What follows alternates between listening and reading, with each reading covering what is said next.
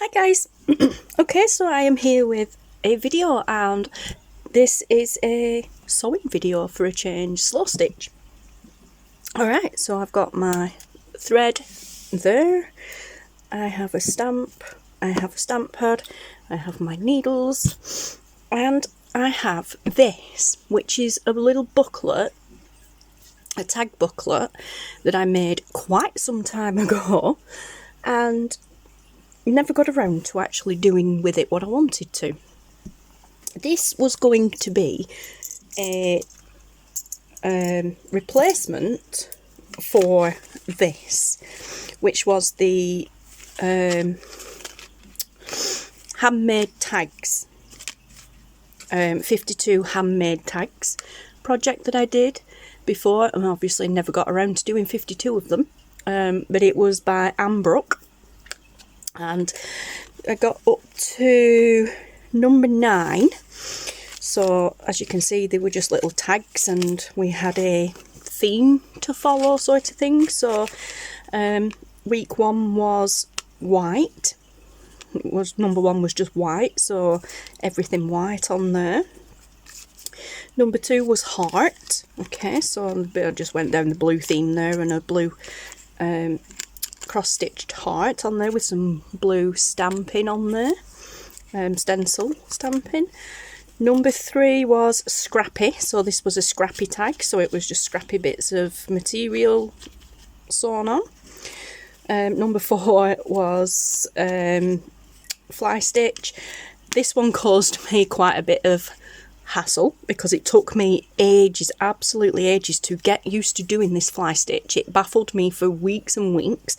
I think I went about 3 or 4 weeks where I didn't do any of the other ones because I like to do them in order, and this one annoyed me so much. But then when I got the hang of it, couldn't stop doing it.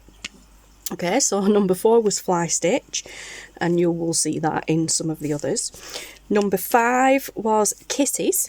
Okay, so we just did a X with some, well, kiss, X, with some lace and sewed them on with crosses, with kisses, a little blue butterfly on there, and then I had a piece of Aida from cross stitching, because my mum does cross stitching, and each one of those I just did the little cross stitch square, so lots and lots of kisses on that one.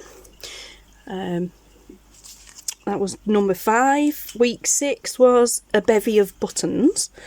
So again, there's the buttons, and again here you see the fly stitch come into play. That was additional.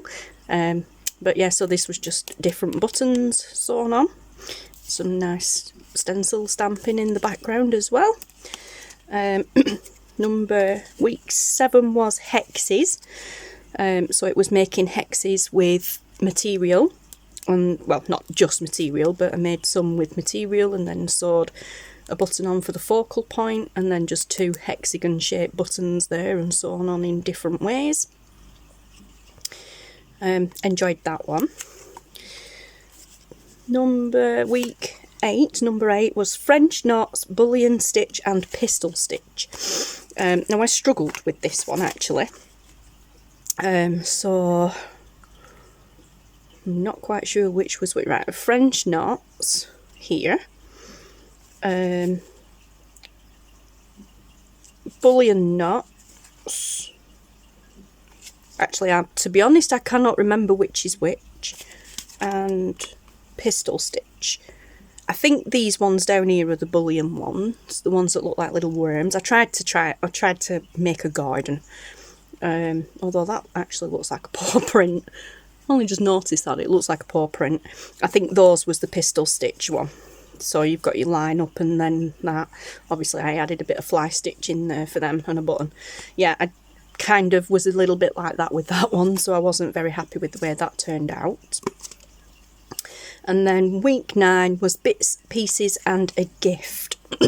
So it was literally just bits and pieces of fabric and lace and stuff, and the gift was this little piece of material here that I received from a fabulous friend, and this little bit of trim here at the bottom. And again, there you see I added some fly stitch, and then I just never got around to finishing it. So yeah, I did those, and I was going to do the whole thing again, obviously in my own time, not, this was 20, oh my goodness, when was that? I think it could potentially have even been lockdown when we did that.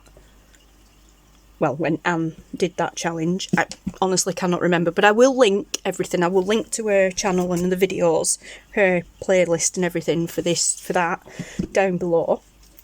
Now, I intended on redoing these on here and making this a little booklet. So this was going to be white, and that was going to be the heart and blah blah blah, different ones. But I've since had a change. It's just sat there doing nothing for ages. I've since had a change of heart. Now, if I can just get this off from up here, if I'll just take the bulldog clip off, actually, that'd be handy. Okay, this one I was going to do again as a bigger sample. Little eyelets in there. And yeah, a similar thing I was going to do, where I was going to sew all this on and then cut the edges off, and that was going to be my first one. Not a tag, but you know, the whole piece is just white. I've got the layout and I've got the photo from where the buttons were going to go. I just never got around to sewing it together. And that's been sat there for, oh my gosh, I don't even know how long. I really don't. But because I've changed my mind about the way I'm going to do this side of things, I think that will stay as is and will be like the front cover of the book, because I've done these specifically to work as a book.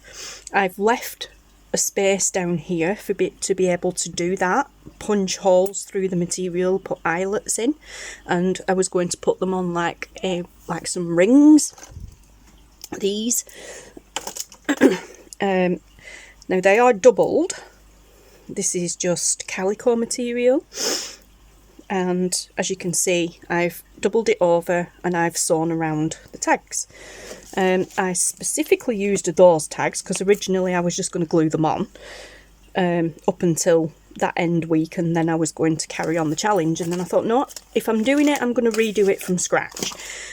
So I doubled it with the intentions of sew on one side, so this side actually, because I need this to be here to use the binding, hence why they're further over that way. So that would be the first tag that we do. But when I'm sewing, open it out. They're not all lined up, which is fine by me, you know, so we open it out and we just sew on this side, or we sew on a different thing and then we glue that, like we sew that on or glue it onto that tag, because then the back of the stitching will be here. And then when we come to do the second tag, again, we sew on this side, the back of the stitching will be there, and then when we've done both of them, this gets closed up and glued together, or sewn together, so you only see the front, you don't see the stitching on the back. And as I said, there's quite a few different ones here. This is the same, this opens upwards, but it doesn't matter because they're all going to be sewn flat, they're all going to be sewn shut anyway. Around the edges they're going to be glued and sewn shut, and then they're going to be bound there, so it is going to, when it's finished, open like a book, like that. So it doesn't matter how they open out. This has got 2 on it there, but it's already folded, so there will be on this page, I'm using these as pages, so this page there will be 2 there, and then there will be 2 on that page. Same with this one, 2 on that page and 2 on that page. Now they're not necessarily going to go in this order. You know, I could mix it up and have a small page, and then, you know, instead of a big page, put a couple of small ones in between and what have you. So, but I think today actually I'm going to, because of what I want to do, with the stamp, as I said, I've had a change of heart as to how I'm going to do this. I think I want this floral material. Yeah, so although this was going to be a completely separate project to this, I think this will now potentially turn into, oh, I was going to say potentially turn into the cover, but I would have to line those up. Mind you, that's doable actually, because these pages can be staggered. Yeah, so that, yeah, I'm going to sew that as it should have been, and I'll make that the front cover. Yeah, it makes sense to me. Anyway, so enough rambling, let's put all that to one side. Okay, so that's all over to one side. So, my intentions for today's tag video is this stamp. I have some archival ink. Obviously, once it's done, it's on permanently, it won't come off. I'm going to stamp this within that tag shape, and then I'm going to sew around it, and then we're going to use thread to colour it in. Not necessarily all in this video. I may skip ahead, I may just do the stamping and the sewing of the outline today and then turn off and do another video. Some of these videos will be sped up with no sound and music overlaid, but that's what I'm going to be doing going forward. I have loads of gorgeous stamps similar to this, excuse me, and well, not just this, but these sort of stamps. I mean, I have another one here that would also work to stamp. I'm not bothered if they come, because we're now using stamps, I'm not bothered if some of it's going to come over the tag as well. But yes, so I've got loads of other stamps and stuff like that, but this is, for me, I think this would be a really good way of getting back into using stamps. Also, if I can get it off, one sec guys, wow, that took some effort. I did this quite some time ago as a collaboration with BB Crafts, I think. No, not BB Crafts, sorry. Oh my goodness, it's gone. Yeah, BB Crafts. Or Globland. Die cuts. It could be Globland, honestly. I will link to this below as well. And this is just a die cut. But again, it's just a plain simple die cut, and all I did was just sewed thread through the little flower petals to give them just a tiny, I could have done more on it, but just to give them a tiny bit of colour. And I absolutely love how, I mean, cute little, oh, there we go, Globland collaboration. Wow, October 2021. So that's 3 years ago, guys, because it's the 1st of September today, so nearly 3 years ago. Wow. Yeah, so, you know, I really love this. I had no idea what to do. I die cut this out of border paper, you know, like border that you'd put on your walls, decorating, to give it a bit of texture. And then I thought, well, that's just a bit boring, isn't it? So yeah, I just added the thread, different coloured threads as the flowers, and I think I would really like to do that again on here. Not this one, but something similar to that on here. So it's not just going to be stamps, you know, we could do some dies as well, maybe die cuts as well, maybe. But anyway, yeah, so for today's session, I'm going to use this stamp. I'm going to get my little mat out, and then I don't get ink everywhere, because it's probably going to bleed through. This material's only very thin, so it will probably bleed through. Just in case it does, we'll stick some paper down underneath it, if I can find some. Honestly, in a room full of craft stuff and paper supplies, you'd think I'd be able to find scrap bits of paper when I need them, but no. What's this? pinch piece of paper from the kids' box. There we go. Honestly, pinch a piece of paper from the grandkids' craft box. Honestly. Right, so there we go. I think originally my intention with this was to maybe go over the actual design there and sew that, but am I on the right side? Yes, I'm on the right side. Yeah, and sew that, but I don't think I'll bother too much about that now. This is very thin material, is this. I even drew the little holes in with a pencil.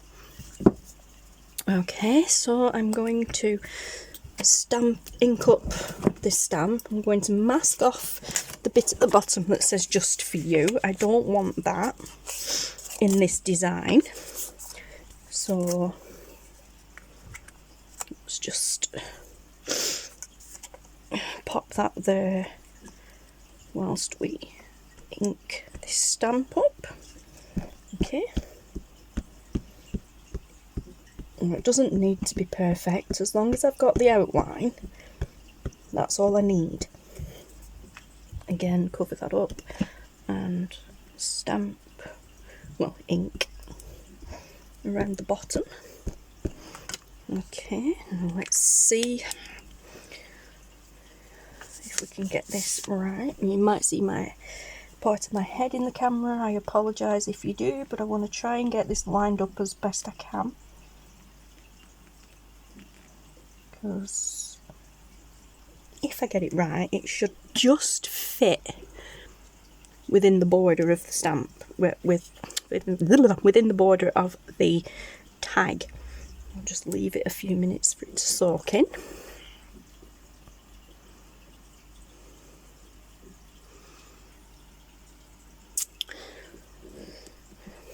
Oh, moment of truth, guys.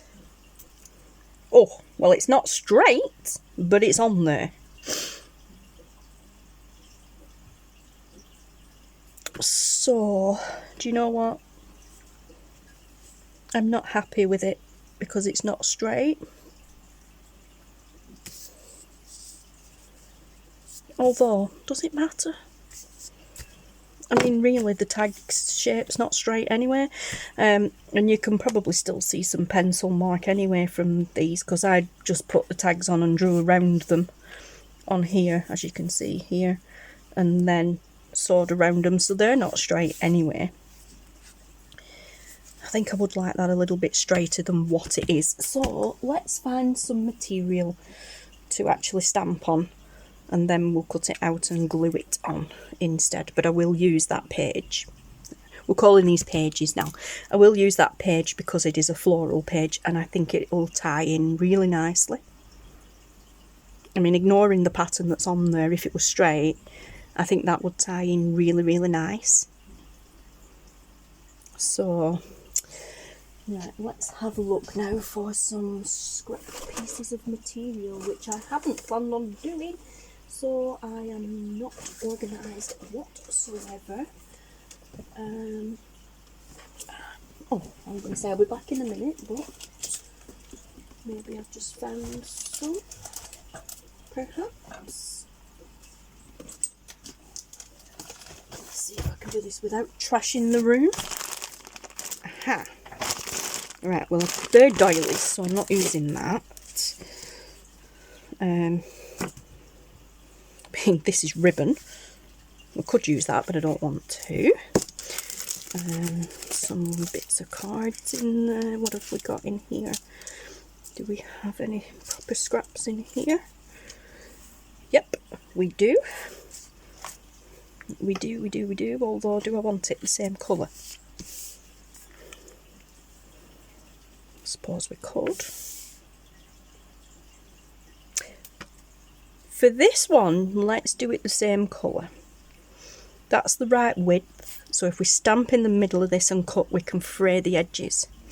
Okay, I like that. I like that idea. Is there anything else? Obviously now I know, next time, oh that's cheesecloth. Now that I know next time we will be a little bit more organised. I will be a little bit more organised, should I say. That's ripping off the wedding cake. Part of it. I know it is because I can smell the fruit on it. Yeah, we had a fruit cake for the wedding. I can smell the fruit on it. Lovely. Now I'm hungry. Great stuff. Okay, so I think because this video's getting long now and we still haven't done anything, we'll stamp this and then I will call this video a video and call it a day, and then we will come back the next video to sew around the edges. We'll just use this as like an introductory video. Okay, so we'll stamp this again because that will have all dried up now. Ink it again, I mean.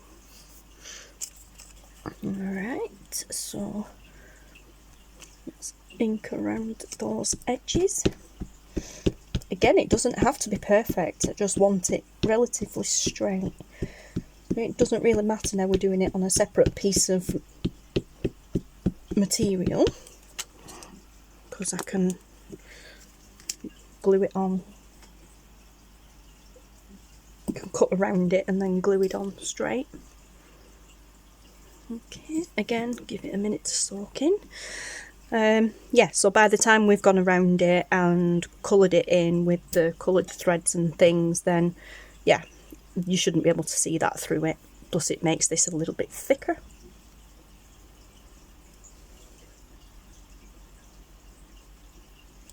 Okay. Oh, now that is perfect. That is perfect. So once we're done, like I said, if we cut around that, we can kind of line it up with that. If we line that leaf up with that and then put it on, it is straight.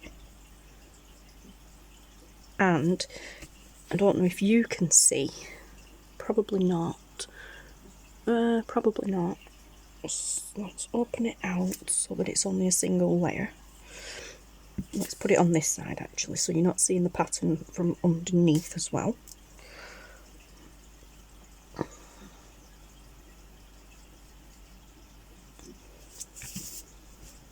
Yeah, because there's a border around this, depending where you lay it, it's actually within the parameters of the tag border.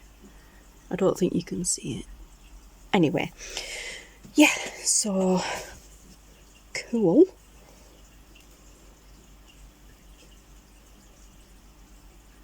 Okay, so as I said, I will call this a video now.